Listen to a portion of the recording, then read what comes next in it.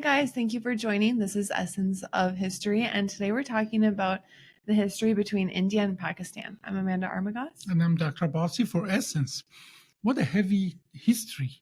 I think we cannot talk about the current history of India and Pakistan without talking about their previous history over the last few thousand years. So that's one of those things that maybe not millions of years, but I do have to go a few thousand years back.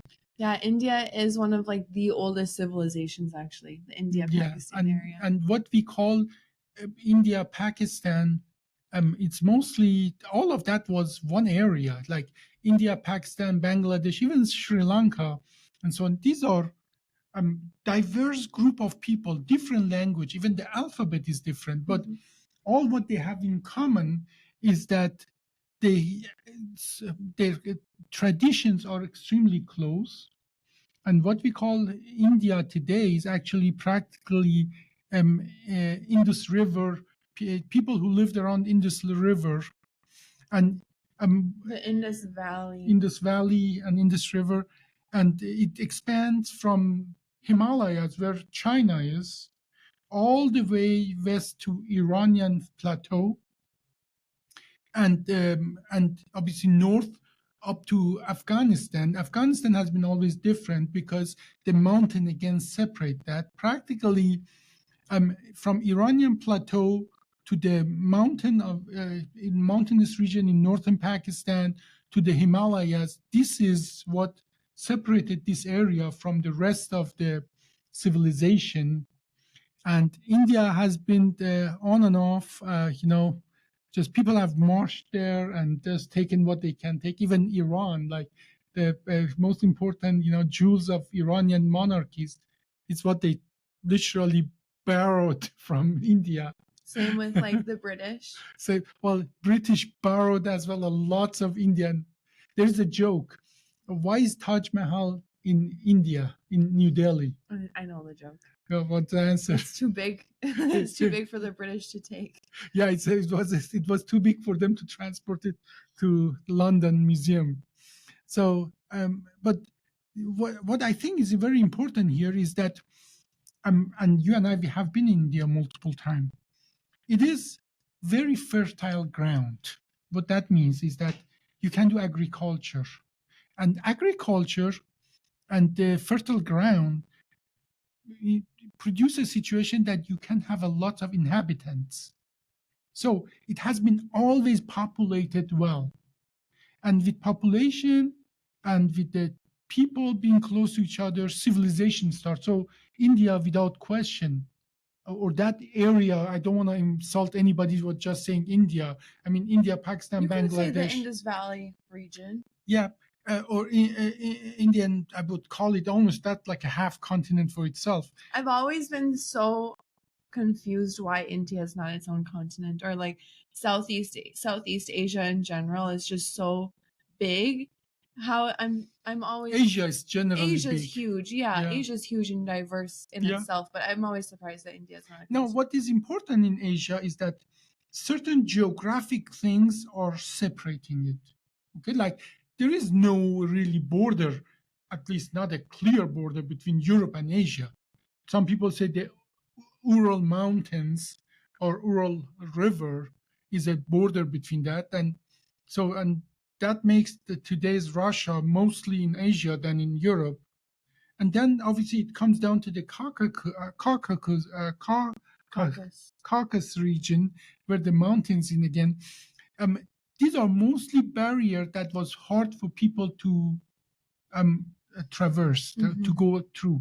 And obviously Himalayas, that is a real barrier. And that's what literally separated China from India, East Asia from rest of the Asia. In north of China, those huge steppes that practically they're deserts, like there are no water, there's no infrastructure. That was a natural barrier. And then that sort of separated China from Mongolia and Siberia. And obviously, what separated India from Iran wasn't a geographic thing, but it was a political thing. It was a very strong central government in Iran that always was expanding, whereas in India, they were just the city state, like Greek. There are smaller governments that each region has its own, government, tradition, language, alphabet, and so on. And India is ginormous from the population standpoint. It's not the most populous country in the world. And this wasn't just happened. India, before it was colonized, was 14 to 18% of the world GDP. Just Wow. India alone. Wow. Do you know what happened after British were done with India? Oh, well, they had probably not much left. It was about 3%. Yeah. Because all the a wealth lot of instability, I'm guessing, too, just between like rulers and people and things like that. Now, colonization of India was the most severe or efficient, if you want to call it, wealth transfer in the history of humankind. That's why they called it, well, they took everything that really was producing wealth, transferred it to England. So England became truly a world power by literally getting all the wealth of India out of India. And the way they did that is actually very almost painful to read. Painful to read in the history. They had so-called in 1700 the so-called East Indian Company. They called it East Indian Company because the West, what they called the Americas Indian, they weren't Indian, but they wanted to create something similar to West Indian Company, but we American, we sort of intervened and say we had the so-called Monroe Doctrine that said, you know what, you can colonize things in Africa and Asia, but Americas is our domain. We are going to colonize America. You cannot come to. We're going to do it. Yeah. We're going to do it. It's our domain. Those so-called Monroe, President Monroe, eventually in 1800. So we sort of, coming back to that, the colonization of India was stepwise. Now, what they started to, now these companies, they would go there, make deal with a small kingdom or with small princedom or something like a local government. Remember, we went to the castle in Bangalore? Yeah. And it didn't really have a lot of Indian history. Do you remember that? Yeah, because all the Indian history was probably in some of European museums. Yeah, we had this. I was actually disappointed that it was very, It actually, I felt like had a lot of British history in it. Yes. Yeah, I felt disappointed too when we were walking through the castle. I remember feeling like sad, feeling bad for all of the people, because the castle itself was beautiful and it was really well designed, but there was no history in the castle. Not as much as you would expect. It was from a country that has thousands of years of history. Yeah, it wasn't like a museum. No, well, actually, that was the place where the government, which is appointed by British, used to operate and live. Now, so East Indian Company goes to this, make literally arrangement with local government, and for British, that was always the MO. They would go and stir up dissatisfaction, wars, division to rule entire area. That is what they would do. That is exactly what they would do at every point. Like East and West Pakistan? Well, that came much, much later. But it was still done by them. That was, we get to that. That is actually a little different. But so they go there, they have this literally alliances with local governments, and they incite them against each other. And they literally start war against each other. They grind each other. And then, obviously, British always come on top because once they are weak, they go and impose their will on local government and then little by little expand. But then they are so horrible. This East Indian company is so horrible, so deploring that the British says that's unhuman. What your British government, British Parliament says that's unhuman. What you're doing. No, we are going to step in, and it's all ours. Because until then, East Indian Company acted like a government. In the government, they have their own army, they have their own navy, they impose their will. You cannot imagine how rich, how insanely rich those people got by literally Depleting India. raping all the wealth of India and so on. So, and this goes on and on and on. And then eventually, a lawyer who was trained in India and England and then went to South Africa says, ask for certain rights for Indian people. You know who that is. We went in his museum, Gandhi, Mahatma Gandhi. Practically, I think what was different, I mean, it was timed.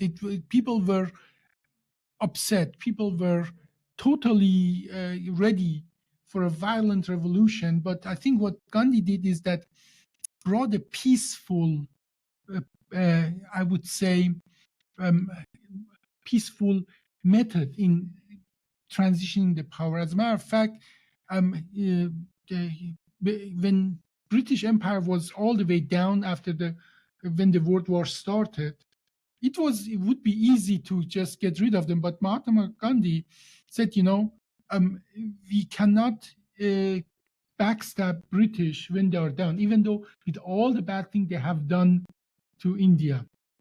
So he sort of delayed this independency with the promise that they will be independent after the war. Now, what you need to know, again, what make India India, I mean, some people will probably do a hate comment on what I'm going to say. India was not one country. By the time the British went there, it was governed by hundreds. The biggest power, they were the Mughals, the Muslims, and so on, mostly northern. And that's important when we get to India, Pakistan. And that Taj Mahal, it was built by Mughals, the Muslims, and so on. And lots of administrative things. The biggest power in that area were the Mughals, which were Muslim. So it wasn't the unified country. What actually unified them is that that British colonized it all. That is actually unified India as we know today, because we were there. You see that alphabet is different. People don't speak the same language, and they speak mostly English when they go from one area to another area. Actually, they speak English, and so administratively, when they went under the as a total colony of the British, practically their struggle against British unified them, but not enough. In 1947, when this movement, the independent movement, said, "Okay, we wait until the war is over."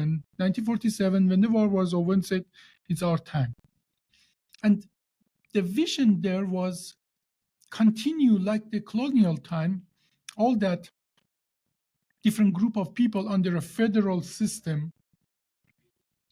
But I don't know how much really, British were involved in that. I think at that point, British were too weak to start new problems and so. But either way, the differences were too big for this big majority Hindu group and the Muslim group to agree to the same terms.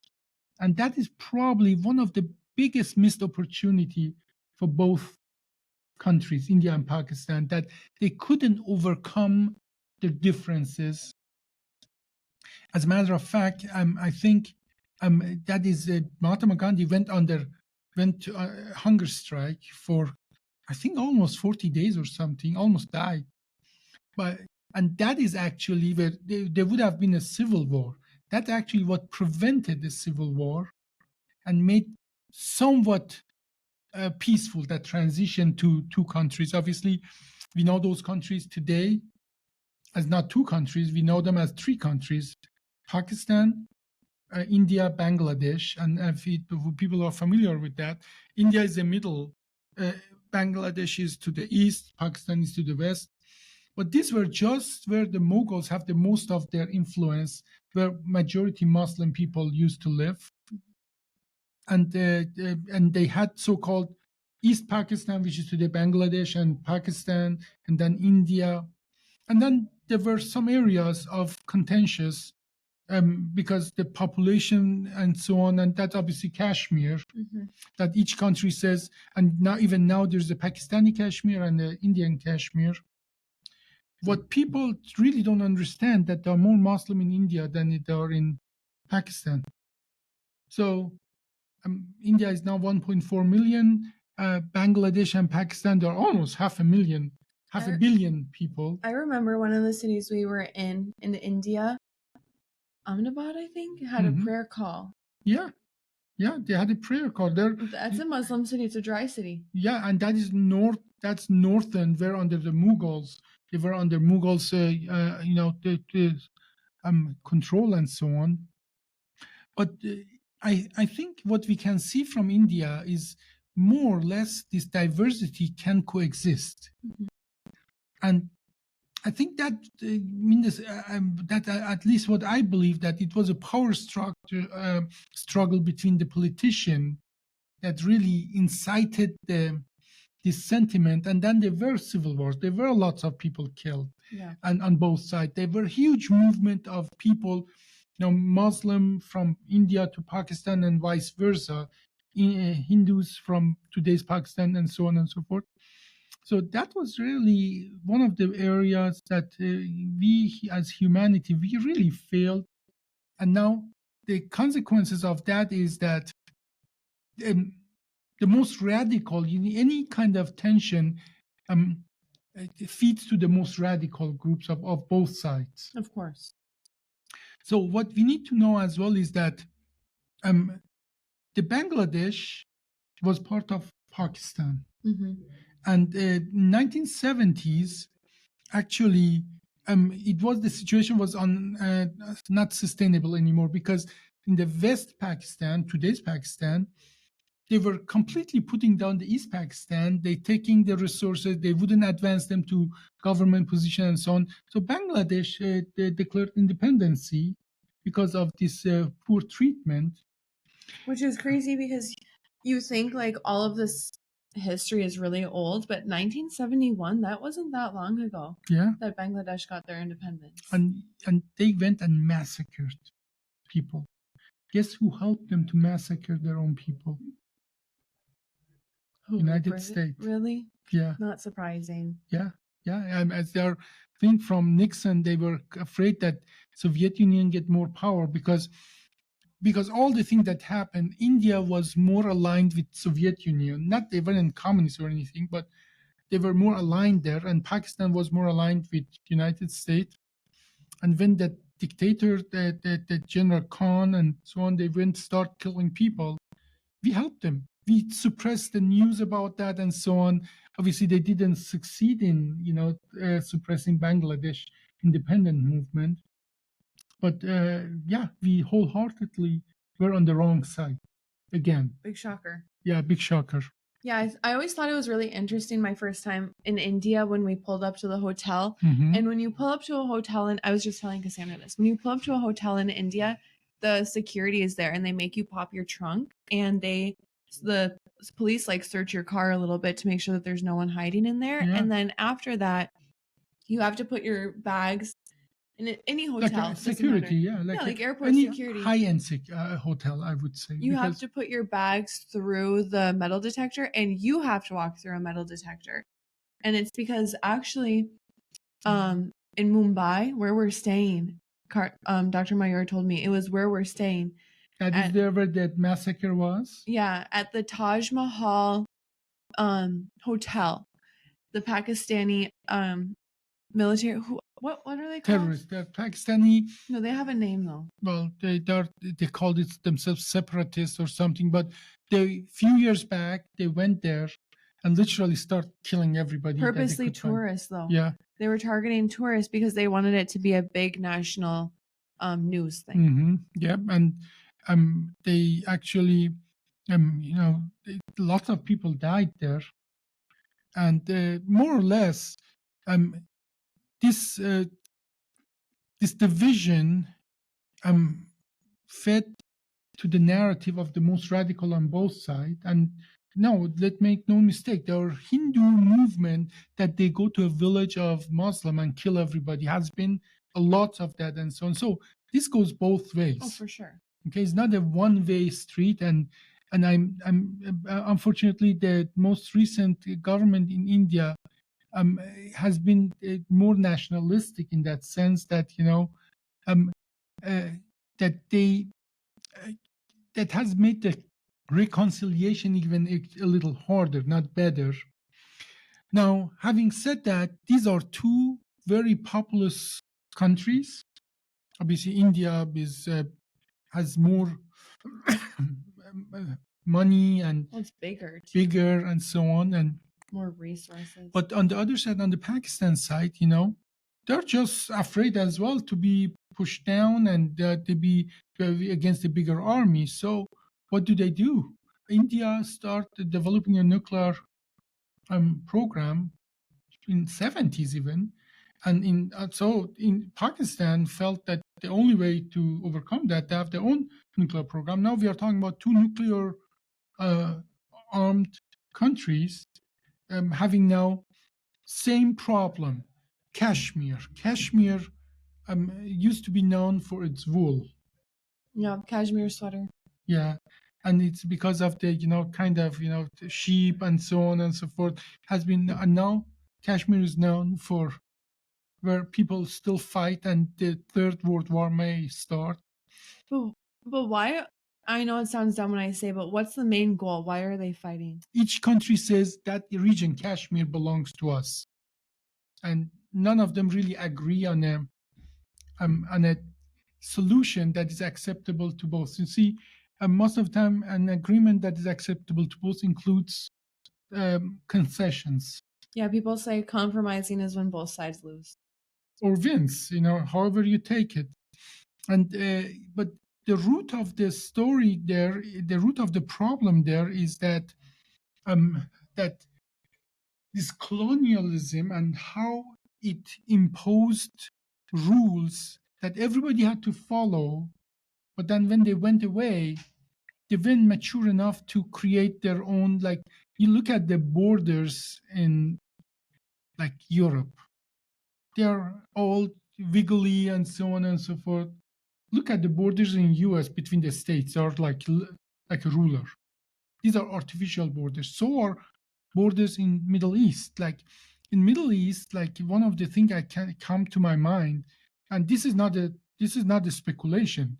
Actually, Winston Churchill, who I know lots of people admire, but I think one of the most inhuman villain of this history, said divide and conquer, meaning that go there, start shit, create chaos, and we did that as well. We have done in US, we have done a lot of time as well, created chaos that we are the most stable force. Then everybody want to be our partner because everything else is chaos. But that's a chaos we produce, we cause. British did the same there. Okay, they created a lot of chaos that they were the most stable. Then I'd rather be with British than with this princedom or with that kingdom and then this and that and so on. But that was a method in that madness to creating that chaos. And that part of that chaos is that everybody thinks they are going to lose if they make concession. And that is what's happening in Kashmir. Like, there are this separatist movements. Some people say they are under the pay of the Pakistani security system and so on, that once in a while they go across the border and start just shooting people. And then a nationalistic government in India cannot appease his own population by just sitting around. They have to respond. So that war that we are seeing right now is mostly, India is 1.4 million, Pakistan is almost 200 million, and so on. A few hundred people died probably. So it's not a big number considering but each side is practically making a PR campaign for their own Mm-hmm. and for their own population by um, doing this border war. The the fear is there that it gets out of hand, and this is nothing new. That in Kashmir they shoot at each other and they bomb each other. They kill here, they kill there, and so on. This is by itself not new, but the fear is now that this is going to get out of hand, and somebody, they just get totally crazy and drop a bomb, and then we are dealing with truly with the Third World War, not with just a local focal conflict anymore. And but knowing, having friends on both sides, I'm truly optimistic that the reason and the humanity prevails, because that one of our good friend, Dr. Bashir, who is from Pakistan, was saying that is he doesn't understand. These people are, if you check their DNA, there's no more closer people Well, than because these two group of people. it's not about civilians, it's about government. It always is about government and about government control, pinning civilians against each other because they know that that's like if you get someone's emotions, that's how you get to them. That is exactly, the rising their emotion high and then literally trying to solidify their power by, again, chaos. If in chaos people look up to strong looking leaders, and that solidified their power. Now, having said that, having met those people, I think in the age that people see one of the things about, I love about social media is that bring them people from entire world closer together. Mhm. Certainly it can as well cause lots of hate and so on, but now But that's kind of like up to the individual. If you're a hater on social media, you're a hater kind of in general. but more than, see, one of the reasons, like Germany and France have been enemies for centuries, like centuries. They can never go to war with each other. Do you know why? Everybody has a friend in other country. Well, you just drive from Germany to France. Yeah, everybody goes and buys shopping in the other country and so on. They are now, their culture is not so much intertwined. You cannot make them enemy again. No, but that has to start somewhere. So yes, there are still people in France who hate Germans because of what they did in World War II, but they're dying out. And there are still people in Germany who hate France and their thing. But even the most radical, like a right-wing radical in Germany, they're aligned with the radicals in France and vice versa.